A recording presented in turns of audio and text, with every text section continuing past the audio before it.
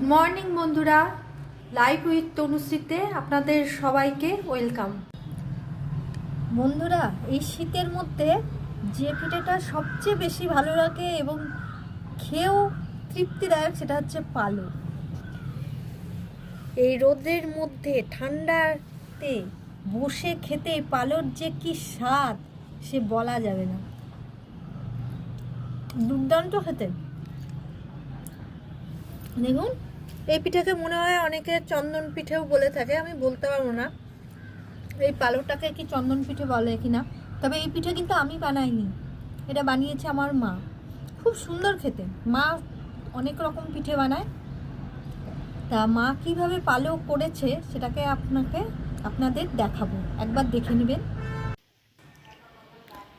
মার হয়ে আমি ভয়েসটা দিয়ে দিচ্ছি। দেখুন, প্রথমে দুধ জাল দিচ্ছে, লাগবে গুড়, নারকেল কোড়া,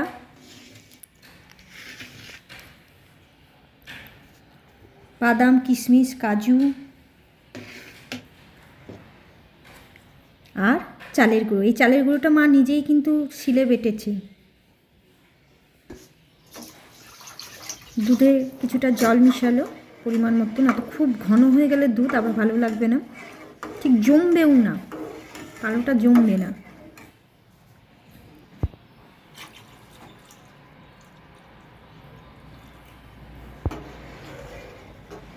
নাড়তে হবে কিন্তু কন্টিনিউ, না নাড়লে নিচে লেগে যাবে।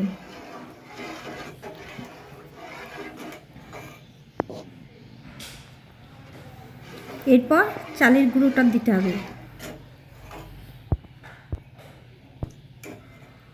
দেখুন, চালের গুঁড়ো মিশাচ্ছে, নেড়েই যেতে হবে, না নাড়লে কিন্তু নিচে লেগে যাবে, একেবারে পুড়ে যাবে, তখন পোড়া পোড়া গন্ধ আসবে। কন্টিনিউ নাড়তে হবে।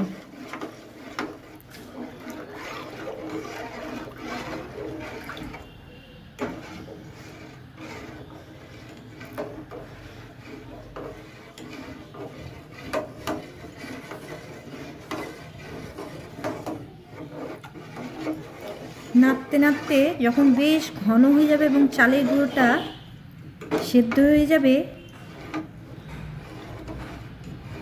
তখন আপনারা বুঝতেই পারবেন যে হয়ে গেছে, মুখটাও হয়ে যাবে ঠিক গোলাটা। এ দেখুন হয়ে গেছে। এবার গুড়টা অ্যাড করতে হবে। গুড়টা অ্যাড করে ভালোভাবে নাড়তে হবে যাতে সমানভাবে মিশে যায় গুড়টা।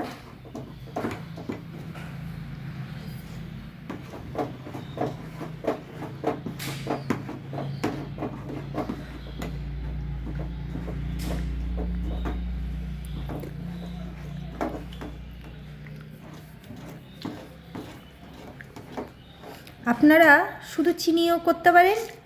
এ দেখুন, ড্রাই ফ্রুটগুলো মেশানো হলো,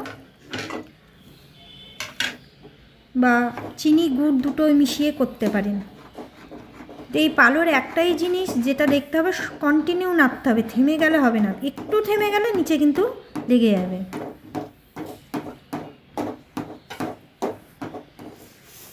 এরপর নারকেল কোড়া দেওয়া হলো।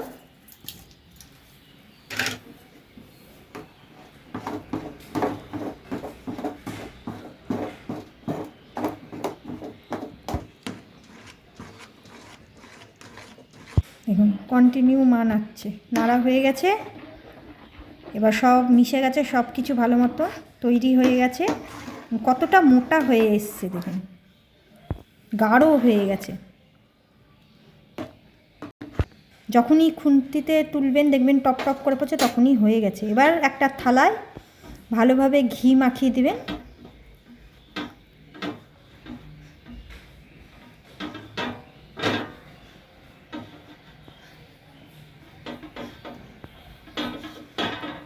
ঘি মাখানোর পর এটাকে ঢেলে দিতে হবে থালার মধ্যে, কিন্তু খুব সাবধানে, যদি হাতে পড়ে হাতের ফোসকা একদম নিয়ে নেবে কিন্তু। ঠিক আমরা যেমন সুজি করে সুজিটাকে থালায় জমিয়ে বরফি বরফি কাটি, ওইভাবেই করতে হবে। এটাকে ঠান্ডা করতে হবে, ঠান্ডা করে তারপর পিস পিস করে কাটতে হবে। যে মা দেখিয়ে দিচ্ছে ঠান্ডা হলে কিভাবে পিস পিস করে কেটে খেতে হবে, ওইটা দেখলেন তো আপনারা? কেমন লাগলো বন্ধুরা? আপনারা দেখলেন মা কিভাবে পিঠে বানাচ্ছে। খুব সুন্দর টেস্ট হয়েছে কিন্তু পিঠেটা। তাছাড়া মারা যাই বানা, মাদের হাতের টাচ যেখানেই থাকুক সন্তানদের কাছে সেটা হচ্ছে অমৃতের সমান। তা আপনারাও যদি চান এরকম পিঠে বানাতে, তা বানিয়ে একবার দেখবেন, ভালো লাগবে খেতে।